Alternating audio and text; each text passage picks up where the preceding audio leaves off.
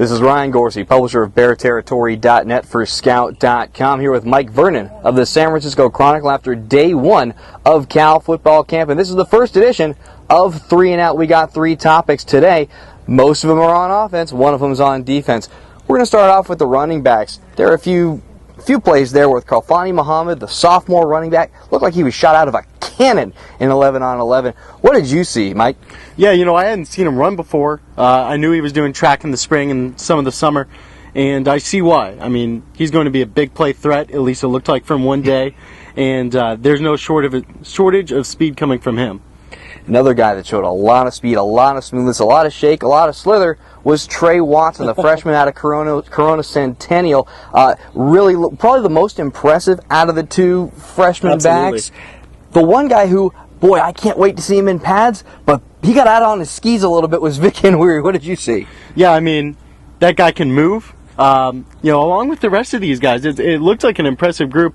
It's hard to. There's going to be some serious competition, which I think will really breed some quality play at running back. The thing that worried me about Vic is, like I said, out over his skis. I think he nearly decked one of his offensive linemen trying to come out of the backfield, and there were a few plays where he just fell over and tripped over his own 2 feet. Maybe that was freshman jitters. I think it's first day out here. Yeah, you kind of get a little nervous. Maybe try to do a little too much. That's what that looked like.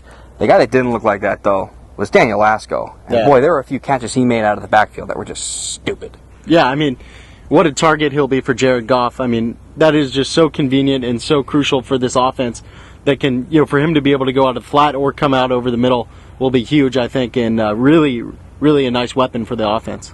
He and Trey Watson and Vic Inweary, really all the running backs, that group of 4, really hit the hole hard, and that's what was really the most impressive. And really, overall team speed. Talked with Jordan Rigsby, talked with Trevor Davis, who's our next topic of conversation, and everybody said team speed has been a huge emphasis over the offseason. Everyone's gotten faster, everyone's gotten stronger, leaner, and you could really tell. Granted, it's the first day, no pads, only helmets, no one's hurt yet, so you kind of have to take that with a grain of salt. Just one day, and that's the important thing to remember. There's only so much you can take out of one practice, especially with those guys that are running back. Once the pads are on, it'll be a different game.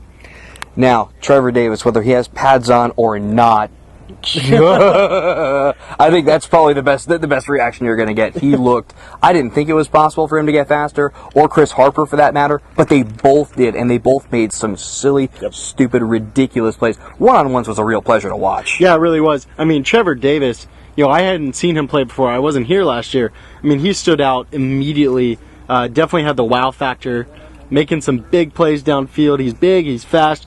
He's going to be tough to guard, at least from this little clip of one day of practice, but he really looked impressive.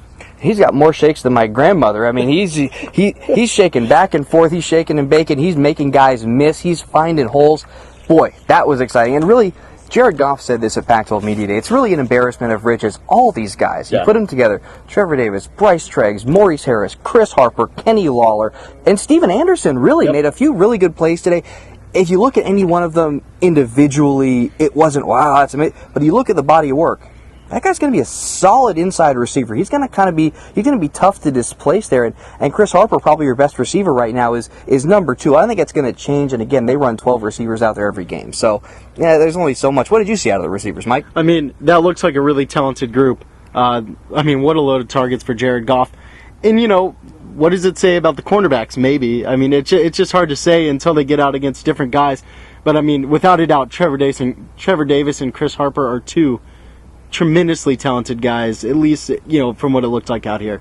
Now we go to the other side of the ball. Defense. There's another side? There is, yeah. with the Bear Raid, yes, apparently there is. Now with Art Kaufman in charge, Fred Tate. One of the greatest things I heard from Fred Tate today was, I can't coach slow, so that means you have to play fast. So it's not just playing fast on the offensive side of the ball. They're trying to play fast on defense, and it really has shown. Brendan Scarlett told me that at the Bay Area Media Day. He said it's all about keeping it simple and playing fast. What did you see out of Brendan Scarlett? To have him back, I think, is going to be such a huge addition for the defense, at least in terms of depth. In pass rushing, he's going to be one of those guys that will get after it.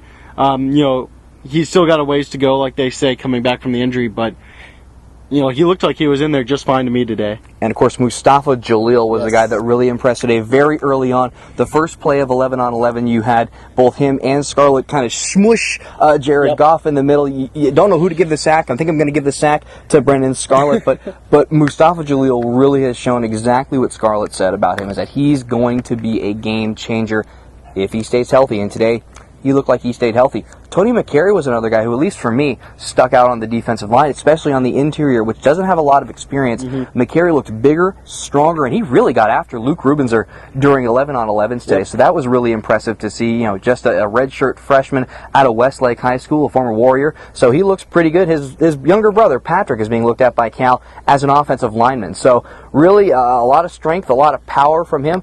James Looney was another guy who stood out. Yeah, I mean, really, if you look at the defensive line as a whole, and a lot of what Sonny Dykes has talked about, having these guys back healthy, the depth is going to be there, at least more so than it was last year, all the way around from Looney to Jaleel to Scarlett, and I think it's just so huge to have those guys in there and feeling all right, at least for now. And we'll see if it stays that way through camp, but on day one, it's got to be such a good feeling for them to have all those guys in there and able to get in the action. Unfortunately, Looney doesn't look like, not everything's said and done, but it doesn't look like he'll be available for the Bears That's true. this year, the transfer from Wake Forest. So we'll see what happens with that. Still, there's a little big room, but it's looking like right now he's not going to be the guy. Austin Clark had a few really big plays today on the inside. So defensive line looking a lot stronger than we thought. We thought it'd be a weakness. Well, we'll see. Again, it's just the first day of camp. It's just the first day. So, for Mike Vernon, the San Francisco Chronicle, this is Ryan Gorcey for BearTerritory.net and Scout.com on first day of Cal football fall camp. Thanks for playing along. We'll catch you on the flip side.